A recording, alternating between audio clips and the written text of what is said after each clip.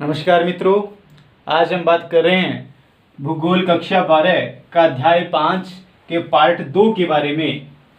Part 1 के बारे में हम पहले पढ़ चुके हैं, जनसंख्या प्रवास के बारे में। और जिन व्यक्तियों ने पार्ट 1 नहीं देखा है उनसे मैं रिक्वेस्ट करूंगा कि पहले वो जाकर के पार्ट 1 देखें, पार्ट 2 उसके बाद में देखें तो अच्छे से आपके समझ में आ पाएगा। तो हम बात करते हैं जनसंख्या प्रवास एवं मानव विकास के बारे में। तो हम बात कर रहे थे पहले प्रवास के बारे में।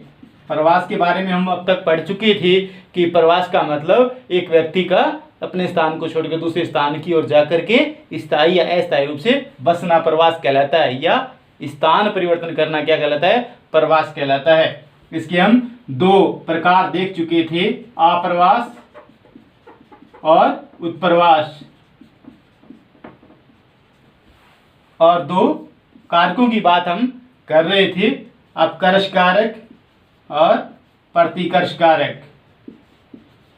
प्रतिकर्ष कारक तक हम पढ़ चुके थे, अपकर्ष तक के हम पढ़ चुके थे। प्रतिकर्ष के बारे में आज हम अध्ययन करेंगे। यानी अपकर्ष का मतलब अपनी ओर आकर्षित करना था, और प्रतिकर्ष का मतलब अपने मूल स्थान को छोड़ने के लिए मजबूर होना। यानी वे परिस्थितियां जो व्यक्ति को अपना मूल स्थान छोड़ने के लिए मजबूर कर देती है, वो प्रतिकर्ष कारक कहलाते हैं। जैसे हम बात करते हैं बाढ़, भूकंप, सुनामी, ज्वालामुखी, गरीबी, बेरोजगारी, भूखमरी, ये सब क्या है? ये वे परिस्थितियां हैं जो व्यक्ति को अपना मूल स्थान छोड़ने के लिए मजबूर कर देती है, इसलिए इन्हें प्रतिकर्ष कारक के रूप में रखा गया है। तो अब हम बात कर रहे हैं आगे, तो प्रवास के पक्ष की बात करेंगे कि प्रवास के कितने पक्ष होते हैं। तो प्रवास के पक्ष कितने होते हैं?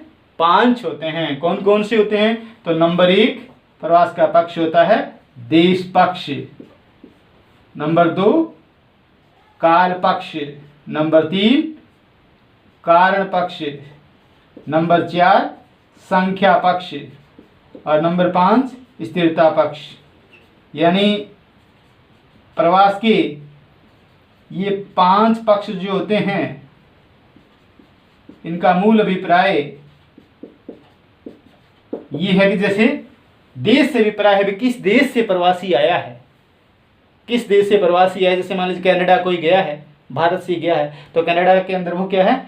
भारतीय मूल का है।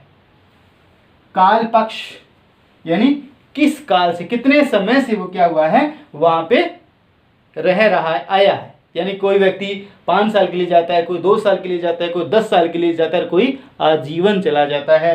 तो यानी काल पक्ष के रूप में। और कारण पक्ष की बात करें तो कारण क्या था? रोजगार के लिए गया था, या शिक्षा के लिए गया था, या पर्यटन के लिए गया था, या फिर अन्य किसी गतिविधि करने के लिए गया था। तो ये क्या था? कारण पक्ष। कोई भी रोजगार के लिए जाता है या कोई स्वास्थ्य के लिहाज से जाता है, तो अनेक कारणों से व्यक्ति एक स्थान को छोड़ने के बाद दूसरे स्थान की ओर गमन करता है, इसलिए उसे कारण पक्ष में रखा गया है। अगली बात करें हम संख्या पक्ष की, तो संख्या पक्ष में कितनी संख्या में गए हैं? एक व्यक्ति गया है, सहपरिवार गया है, या कुटुंब के साथ गया है, या अपने मित्रों के साथ गया है, तो संख्या पक्ष भी उस पर रहती है। भारत में 31 करोड़ लोग क्या है? प्रवासित हैं। स्थिरता पक्ष की बात करें तो स्थायी या अस्थायी रूप में, क्या वो स्थायी रूप में गया है या अस्थायी रूप में गया है, वो स्थिरता पक्ष के अंदर दर्शाया जाता है। ये था हमारे प्रवास का पक्ष, जो कि संख्या में 5 है। कई बार क्वेश्चन आता है और परीक्षा के लिए भी महत्वपूर्ण है। यानी परीक्षा की दृष्टि से बताऊं आपको तो प्रवास के प्रकार, आप्रवास और उत्प्रवास, बहुत अधिक महत्वपूर्ण। उसके बाद बात करूं तो अपकर्ष और प्रतिकर्ष कारकों के बारे में। यहां से प्रश्न लगभग आ जाता है। इसके बाद अगर कोई आता है तो यहां पक्ष के ऊपर बात आती है, और अंतिम जो बिंदु आता है इसका, वो क्या है? परिणाम है, कि प्रवास के क्या परिणाम हुए। तो परिणाम के बारे में भी हम चर्चा करेंगे, प्रवास के क्या परिणाम होते हैं। तो प्रवास के परिणाम आर्थिक, सामाजिक सांस्कृतिक, राजनीतिक व अन्य, यानी कई रूपों में आप परिणाम बता सकते हो। तो आर्थिक पक्ष की बात करें तो परिणाम में प्रवास के कारण प्रवासित जो व्यक्ति होता है वो अपने मूल स्थान की ओर कुछ पैसे भेजता है, विदेश में गया हुआ व्यक्ति या कमाने के लिए, रोजगार के लिए जो व्यक्ति जाता है वो अपने मूल स्थान की ओर पैसे भेजता है और इससे उस मूल स्थान की काया पलट हो जाती है। जैसे कि नाम आपने सुना होगा हुंडियां, एक नाम सुना होगा हुंडियां। हुंडियों से क्या अभिप्राय है, कई बार ये प्रश्न पूछा गया, हुंडियां क्या है, तो प्रवासित व्यक्ति के द्वारा अपने मूल स्थान की ओर भेजी गई रकम को क्या कहते हैं, हुंडियां कहते हैं। तो अब हम बात कर रहे हैं आगे इसी में कि आर्थिक पक्ष की बात कर रहे हैं कि अपने मूल स्थान की ओर जो पैसा भेजता है वो पैसा उनकी अर्थव्यवस्था में आग में घी डालने का काम करता है और उनकी अर्थव्यवस्था में सुधार हो जाता है। बच्चों की पढ़ाई के लिए, मकान बनाने के लिए, विवाह और शादी करने के लिए, अन्य कोई कर्ज चुकाने के लिए उसकी सहायता बहुत बड़ी रहती है। इसलिए उन्हें में आग में घी डालने का काम वो धन करता है, यानी प्लस वो अपने परिवार की आय में करता है। तो आर्थिक पक्ष का मतलब है कि प्रवासित व्यक्ति के द्वारा जो धन भेजा जाता है अर्थव्यवस्था में सुधार हो जाता है। दूसरी हम बात कर रहे हैं सामाजिक सांस्कृतिक कारणों की। तो सामाजिक सांस्कृतिक कारणों की बात करें तो व्यक्ति अपने मूल स्थान को छोड़ता है तो कहीं ना कहीं आप ये कह सकते हो कि एक नई संस्कृति का जन्म होता है। यानी एक व्यक्ति जो शहर में जाता है वो अपने आचार विचार साथ लेकर जाता है, कुछ नई चीज़ें वो सीखता है, नई चीज़ें वहाँ सीखता है और उन्हीं नई चीज़ों को ला करके अपने वापस समाज परिवार में वो रखता है। इसलिए कि दोनों संस्कृतियों का मिश्रित स्वरूप होकर के एक नई संस्कृति का जन्म होता है। एक बात तो ये रही। दूसरी बात हम करते हैं कि समाज के अंदर जैसे आप इलेक्ट्रॉनिक साधनों की बात कर रहे हो या अन्य गतिविधियों की बात आप कर रहे हो, उनकी पहुंच, आम परिवार तक पहुंच, बाहर से संस्कार के साथ साथ अन्य वस्तुओं की पहुंच भी आसानी से होने लगती है। इसके अलावा हम बात करें सामाजिक सांस्कृतिक कारणों के अंदर तो समाज के अंदर होने वाले त्योहारों की बात करें या अपने अन्य समारोह की बात करें तो उनमें व्यक्ति की पहुंच कम हो जाती है, सीमित हो जाती है। समाज में कहीं ना कहीं संयुक्त समाज से व्यक्ति एकल परंपरा की ओर बढ़ता है, यानी एकांकी परंपरा की ओर वो बढ़ने लग जाता है, यानी सामाजिक स्थितियां थोड़ी कमजोर हो जाती है। इसमें कहीं ना कहीं ये भी है कि महिलाओं के ऊपर दोहरी मार भी इसके साथ होती है, यानी समाज में पुरुष वर्ग जो बाहर रहता है इसकी बजाय क्या होता है, इसमें महिलाओं पर स्थिति ज़्यादा खतरनाक होती है क्योंकि उनके ऊपर देख रेख, परिवार का जिम्मेदारी, खेती करना या बच्चों की देख रेख करना, बूढ़े बुजुर्गों को संभालना और घर में अन्य प्रकार की जिम्मेदारियां संभालने से महिलाओं पर दबाव बढ़ता है और कहीं ना कहीं सामाजिक परिस्थितियां थोड़ी खराब भी होती है।